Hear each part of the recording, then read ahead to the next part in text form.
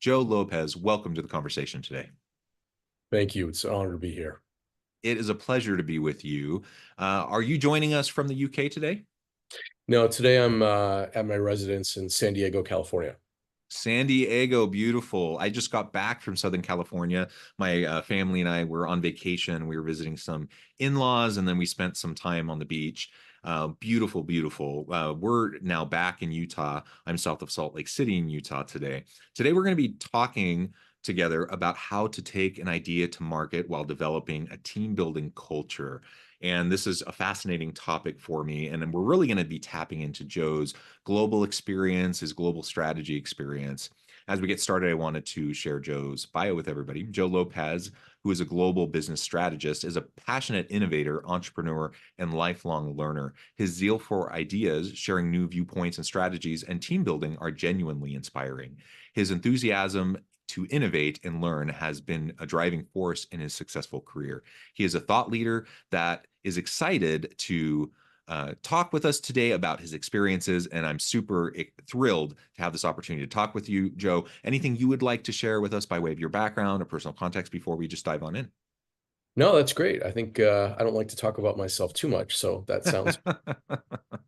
Well, very good. And in the pre-interview, we were talking a little bit. The reason I asked if you were in the UK right now, we were talking a little bit about your graduate work at Oxford. Maybe you can just tell us a little bit about that and some of the work you're doing globally. Yeah, that's great. Thank you. Yeah, I'm currently doing a part-time program where I'm in Oxford roughly every quarter.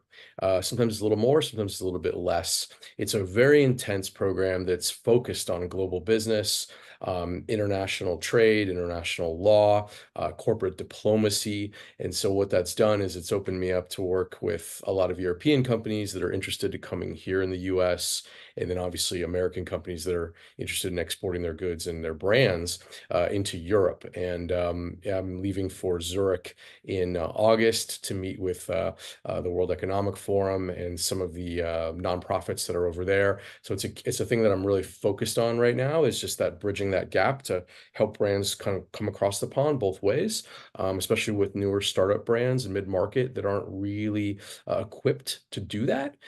We have the facilities here, and I have the teams to help them roll out, and then vice versa in Europe. Yeah, I mean that's just so cool.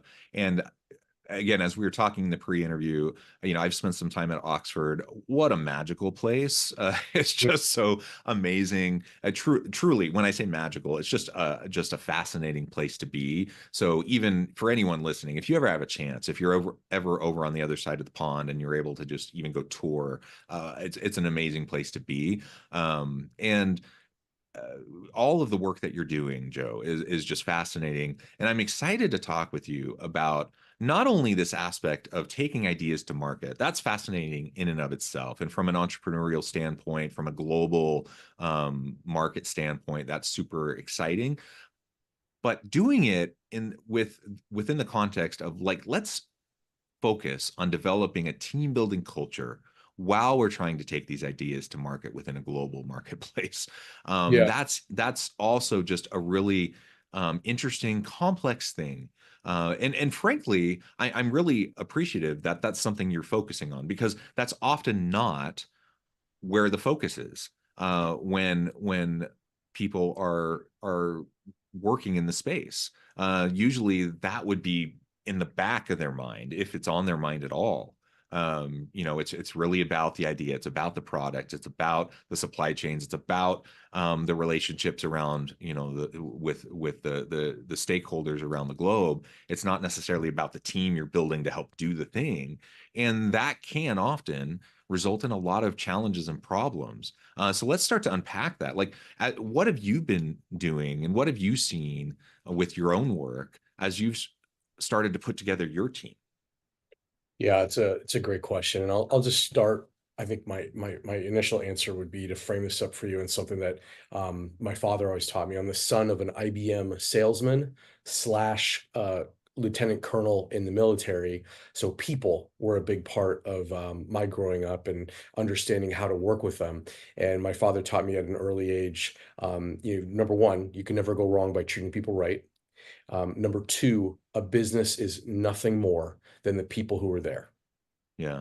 And as long as you set your sail and your course according to that, you really can't go wrong. And boy, was he right, because as I've led teams in startups, also in turnaround situations, which are even there's more, torsion on companies like that where people are sort of distressed. I've always found that, when you're building or you're resetting a team, the first thing is human beings in business are attracted to feeling safe. They want to Yeah. know that there is a steady hand on that rudder, that there's a rock that they can cling to, that's going to get them out of this, get the product started, get it launched, get the company reset and turned around. It's interesting because through my career, I've seen a lot of similarities across businesses with people, and I've noticed that. And I think at some point I'd like to write about that because it's just so fascinating to me to see the dynamics of building a team, resetting it in some cases, which can make it even stronger.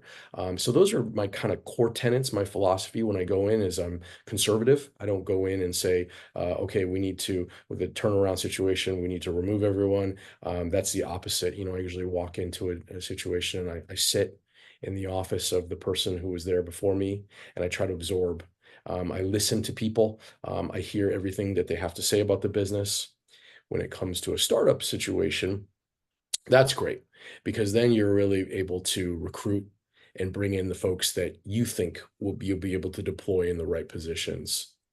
I'm also a big believer, John, in just really the person, not so much the exact role. I think today we've lost the plot a bit, in my opinion, with just over focused on experience. Why weren't you weren't at this competitor or this specific industry? I've found in my career, not only is it important to have the right person, but it's also the loyalty, the fact that you give them an opportunity to prove themselves from another industry. And also, the other thing is, and I've heard Elon talk about this a lot, it's not just about the IQ either of the person, because usually if you bring somebody in with a high EQ, they really are loyal and they'll really be Mhm. flexible and be able to go across industries, and they're less likely to be thinking about creating their own business and running out the door tomorrow, which is a big problem that we have with startups and particularly in the Bay Area, which is normally where I work with startups. So hopefully that gives you a bit of a framework on how my brain works around, human capital and people, the most important thing a business has. Yeah, no, I really appreciate that. Just the framing around people being the most important asset. I completely agree. Not people as an asset in terms of, sometimes people kind of cringe at that or balk at that idea of people as an asset. Oh, that means they're disposable, blah, blah, blah. No, we're talking about people as an asset in terms of they're valuable. We're going to invest in them just like you would any other asset, just as you would any other resource. So we're just talking the language of business, Yes. so that you can recognize how important the people are, that they're valuable, that we need to invest in them. And I appreciate how much emphasis you put on that, in that people are what build the business. They are the ones who create the products and services that you then bring to market, that then allow you to make money, that then help the company to grow, right? They're the ones that do the innovations that allow you to add value to the market. So people really are important.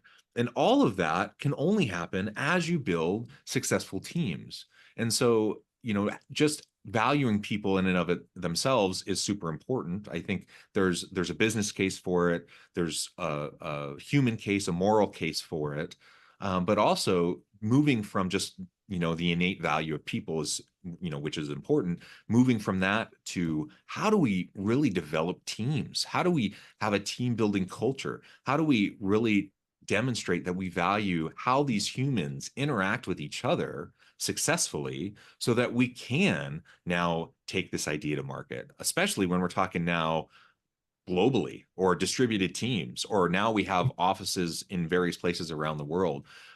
Maybe we could talk for a minute about some of the challenges that you've seen and faced, and then maybe some of the things you've done to try to respond to those challenges to find greater success. Absolutely. And just to kind of tie it back to the earlier point that I was making, I would say, I kind of gave you the frame up of how I think and how I view people and how we need to help people, A, feel stable in startup and turnaround situations, and then B, now that we're talking about, really building out the teams, really creating an environment and a culture, I'm happy to tell you about some of the scars on my body that from the issues with that, as well as the lessons learned, as we like to say, right? So I think, distributed teams are that's exactly where I like to sit. I believe in talent. I think talent is the kind of thing that it's distributed equally around the world, but opportunity is not. Yeah, yeah. So the concept is you can find great talent all over the world, in Africa, in Europe, in Australia, in Americas, you name it. So I think for me, that's a big part of it is having a global mindset that there's a lot of culture and diversity that we can bring in to a business, and particularly like a startup, and finding the right folks who have the right set of skills, but the right connection, the right opportunity to leverage that person's skill and to have them grow and to have them be at the right place in the right time at that company. It's not always easy to find, but that's what I search for is I'm Mm. looking specifically for people that come from a background where, yes, of course, it's a benefit if they've had the experience. If you're looking at software engineering, you can look at Africa. There's great software engineers there. Here in America, that's a big shortage that we have is engineers in general, software, hardware, you name it. So what I always lead with is the culture. I think putting that up as your banner, as this is a fun team. We travel together. We'll bring everyone in for quarterly meetings at a minimum to make sure that the team is getting that time and connected. And we also make sure that the team is trained, this distributed folks, to deal with the intercultural pieces of it prior to even coming on board. We put them through a training process to say, hey, this is the company, this is what we're about, this is who we are. I think unless you define that, it's very difficult to start to create culture because what you find is you'll see founders that just kind of run astray and let the company lead them versus you leading the business and the cadence for the people that are there, which is what you see with really, really successful companies. They've created what I always strive to create, which is a way about doing business, their way, their cultural way that they do that. So, to answer your question about the challenges, yes, of course, they're there with distributed teams, even teams just within the U.S. or within an office. The politics that can come out of that, the water cooler talk, those are all challenges to constantly reset the culture and to make sure everyone's believing in the mission. Human beings, again, want to be drawn towards a stability, a rock, and then know that they have a place to flower and grow, and then they will give you back so much more, John, to the business, and contribute and feel good and create a good culture. It's business, so it's not always happy. John, not every day is great. I'm not going to lie. Okay, there are days that are better than others. There are weeks that are better than others. But Yeah, generally yeah. speaking, if we're setting the course with the team, this is the culture that we're going to take. This is how we deal with problems and tackle it. Then there's some thought process there. Okay, we understand. The company's always got my back, right? It's not just leaving us out as a software engineer in Morocco from a French Algerian guy who doesn't feel connected to the team at all. Absolutely every single person needs to feel like they are a critical path or they end up floundering. And I've seen it time and time again. Yeah. Excellent. And I appreciate the focus in your experience around these distributed teams, but also the recognition that whether you're distributed, whether you're remote, hybrid, or face to face, team building is all about culture and it's hard. It doesn't matter if you're together in the same office or if you're scattered across continents. It's challenging and it's built upon trust. Like team building and a team building culture is built upon trust and mutual accountability and trust. And it's hard. It culture will emerge, like some sort of culture will emerge Yes. organically. Yes. Um, and usually, what emerges organically will not be particularly healthy or helpful or productive unless you purposely try to nudge it along in a productive, healthy way. So, unless you're strategic about like trying to create a healthy team building culture, um, unhealthy things happen, toxic things happen, things Yes. will shape it in a way that's not the way you want it. And so we have to proactively try to create that team building culture, put in place the mechanisms of mutual accountability and trust, create the opportunities for people to have that human connection, to work together, to build the trust, etc. And if it's hard to do in a face-to-face setting, and it is, but if it's hard to do in a face-to-face setting, you know it's going to be hard to do in a hybrid or a virtual distributed setting, right? Um, and so it just brings to mind the importance of why we need to prioritize this in any types of work that we're doing, and in the work that you're talking about. If you're a startup, if you're an entrepreneurial endeavor or a merger acquisition, if you're meeting with new people, if you're bringing new team members onto the team, you have to work really hard at trying to integrate people in, to try to really establish the type of team culture that you really want to have. And maybe we could take the rest of our time together to just talk about some of those types of things you've done to proactively, strategically create that culture, to develop, put in place those mechanisms so that you can have that culture emerge in the direction that you want it to. Yeah, really well said. I think, just for my own edification too, to recap that and add my own little spin on it, add some texture. I couldn't agree more. You have no choice with culture. It's coming one way or another. It's just whether or not you want to steer it the right way, in the way that you want it to go, as a leader, who can then build their company around that, or let the toxic and the people that are being asked to do the wrong things at the wrong time to kind of let that spiral and let them not feel good. To human beings, we're all very similar, right? If we ask, I always say, if you ask a dolphin to climb a tree, whose fault is that? Whose fault is that? When I have leaders come to me and they'll say things like, I just don't understand. Joe, why aren't people just doing their job? Well, I think I know what the problem is right out of the gate. If you're talking to me about you don't understand why people aren't doing their job, chances are you've probably not paid attention, you've given them too much rope, or you're asking them to do things that they're just not able to do, and you don't see that. So that's very important, I think, is spending the time, I would say, with individuals. There's no waste. I never think about it as, oh, I'm taking a half an hour with this person. If I can spend that time to listen, to learn from that individual about what it is that they're doing, what their challenges are, what kind of support that they need, that pays off dividends for them and for the business. And I find it's when you've got these sort of more aloof leaders, oftentimes they're high intellects, or, maybe just really um, um, nuts and bolts business people, just do the job. That's where things can get squirrely. So I avoid any and all of that through my own personal way of always reaching out, being in a constant cadence with people that I have scheduled. So I have scheduled meetings just for culture. That's the first thing, Mm, John, is mhm. I'm just scheduling meetings for culture where I'm taking time out of my day. I'm enforcing our people to meet with me on this and talk about, when I say force, I mean, get away from, not you have to do this, but get away from the business.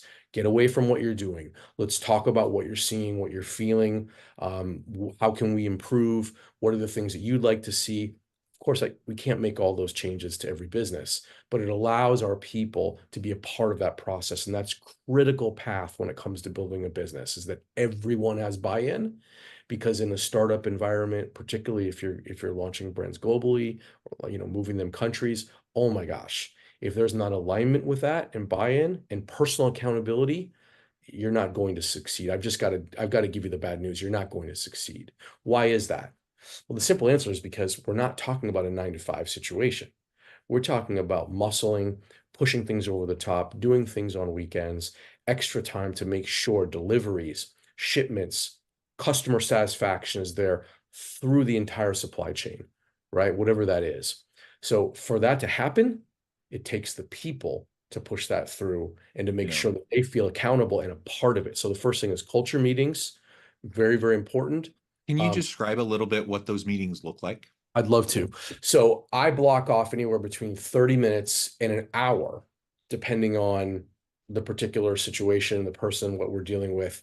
And I will have a one-on-one meeting to just get everything out on the table with how they're doing, how they're feeling about the company is how I usually ask. I open it up with very open-ended questions.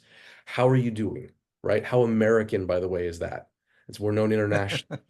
How are you doing today? Most people outside of the US are not familiar with that question, right? So then that puts them a little back a little bit. Well, let me talk about that. And oh, how are you feeling about your job? How are you feeling about your coworkers, about me, about how we're working together? How can we maximize our time as a company better? I'll ask leading questions and listen.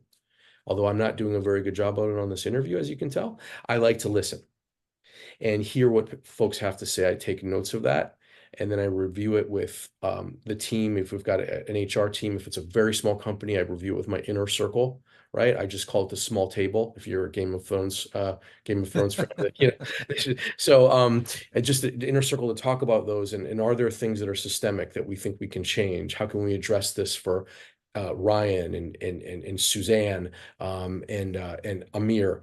How can we address those kinds of things? So I think it's, for me, business, especially about a startup or a turnaround, it's all about getting in front of the ball with people and making sure I'm there fielding it for them to protect them, to give them the resources that they need. Those culture calls are very organic. They're not that structured. Because they can go a lot of different ways. But what I'm really looking for, why I'm spending that time, is to pull out of that person, whether they're an introvert or an extrovert, to make them feel comfortable enough that their paycheck's not being threatened. And what else could we be doing to make optimization better for you, for how you're feeling, and for the company overall? Yeah, I love that. All right, I interrupt you as you started to move on to your next Oh, things, so I apologize. no worries at all. The next thing is our sort of quarterly meetings. I'm also a big fan of getting together, but when we do that, what I've seen go wrong are just things like, these national sales meetings, which I've run through my career when I was, coming up, and you have to get everyone in a room, and it's uncomfortable, and you're in bad chairs and bad lights, and you're there for 3 days eating muffins. It's amazing no one feels happy or good, and I never understood how that created culture.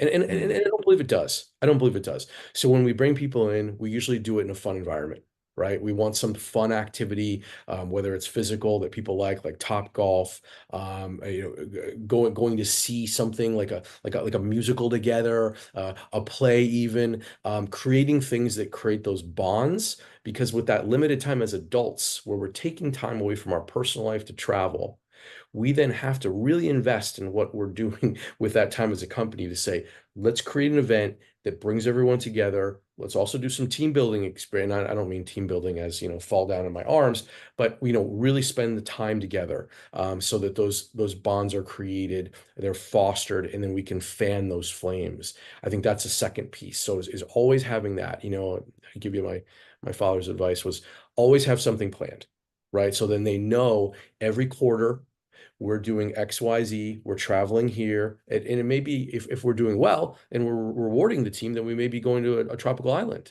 right, for a mhm. getaway, and you bring your spouse.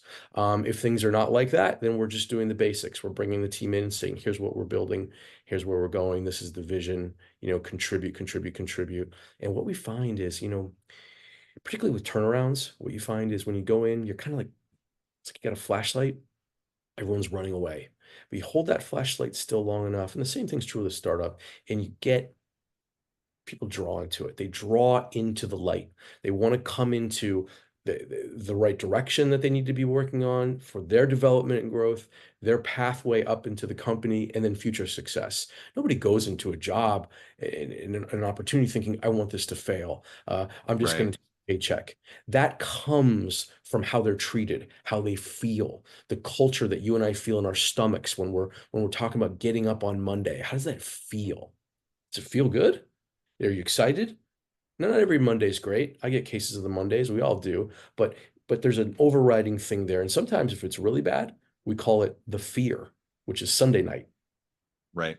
which The is what's Sunday coming. blues, right? Sunday blues. So we try and avoid all that as much as possible by treating people right. It all comes back to my key principles. You can never go wrong by treating people right, and that people are the most important thing at the business.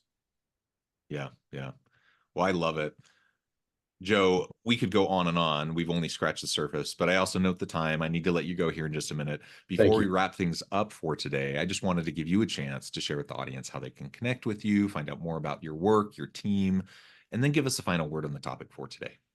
Fantastic. Well, thank you so much for the time, John. Yeah, if folks are interested in following me, I do most of my work on LinkedIn. I have a very active LinkedIn profile where I'm talking about international trade, moving brands from continent to continent, leadership, team building, developing corporate culture, you name it, as well as some personal experiences. I travel a lot, so I'll talk about the opportunities that I see with economic development in different countries. You can reach me at LinkedIn. It's what is it? It's linkedin.com/IN/J Lopez III, because I'm Joe Lopez the third. So that's the best way to get a hold of me. And I'm on that pretty consistently. And I have a small group of people who help me with it as well. In addition to that, just kind of wrapping up, yeah, I mean, looking back on my career and thinking through human capital, leadership, people, again, most important thing you could do is focus on your people, treat them right, whatever you, and if you're in a turnaround situation, listen to them. They're the key. Don't run in and think we're going to do this and be so heavy-handed. It's very important to listen to people, to sit down in an environment and absorb what's going on around you. And then you can be the leader that executes, sends the orders out, and gets things done. But to walk in and just kind of clear things, or we're going to do like this, be very heavy-handed, I've often seen that go the wrong way, or even worse, to your point, not having a cultural plan. So I would encourage everybody on this to make sure they're always thinking about that, creating a cultural plan, and executing as best as they can. And I'm available to discuss that at any point. Love it. Joe, thank you so much. It's been a pleasure. I encourage the audience to reach out, to get connected, find out more about what Joe and his team can do for you. And as always, I hope everyone can stay healthy and safe, that you can find meaning and purpose at work each and every day. And I hope you all